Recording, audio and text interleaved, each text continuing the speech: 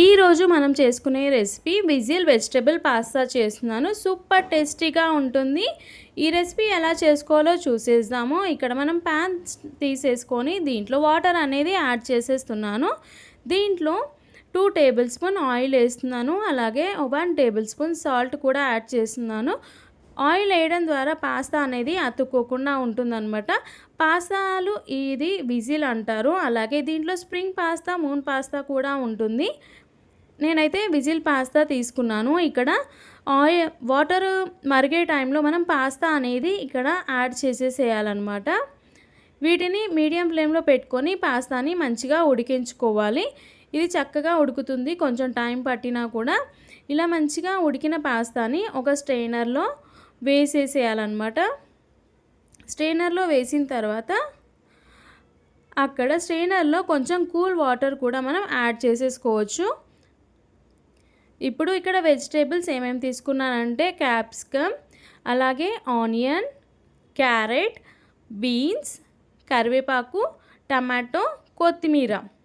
Stove వెలిగించి pan పెట్టేసి తగినంత ఆయిల్ అనేది యాడ్ చేసేసుకొని ఇక్కడ ఆవాలు, జీలకర్ర, 1/2 టేబుల్ స్పూన్ పసుపు కలర్ కోసం యాడ్ చేశాను.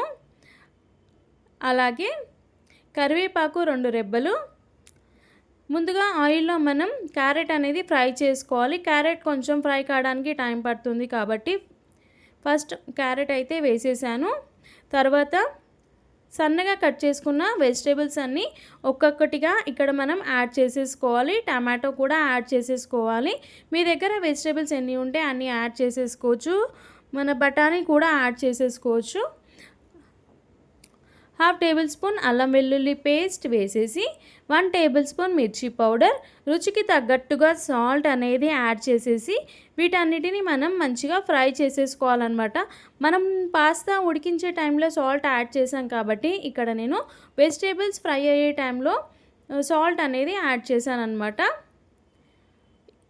ఇప్పుడు ఇవి ఫ్రై అయిన తర్వాత మనం ఉడికించుకున్న పాస్తాను కూడా దీంట్లో యాడ్ చేసేసుకొని మీ దగ్గర మ్యాగీ మసాలా కానీ పాస్తా మసాలా కానీ ఉంటే యాడ్ చేసేసుకోవచ్చు. ఒకవేళ వద్దు అనుకుంటే స్కిప్ చేసేయచ్చు అనమాట.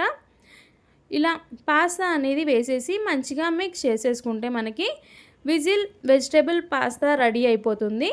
కొత్తిమీర వేసేసి ఒక 2 నిమిషాలు లో ఫ్లేమ్లో పెట్టుకొని కుక్ చేసేసుకుంటే విజిల్ వెజిటేబుల్ పాస్తా అనేది రెడీ అయిపోతుంది. పిల్లలకి అలాగే పెద్దలకి ఇష్టంగా తింటారు. సూపర్ టేస్టీగా కూడా ఉంటుంది. మీరు నా వీడియో చూసినందుకు చాలా థ్యాంక్స్ అండి. మళ్ళీ ఒక సరికొత్త వంటకాలతో మీ ముందు ఉంటాను. అంతవరకు నేను మీ ఆహా కుకింగ్ విత్ రోజా. నచ్చితే లైక్ చేయండి, షేర్ చేయండి, సబ్స్క్రైబ్ చేయండి. Thank you all.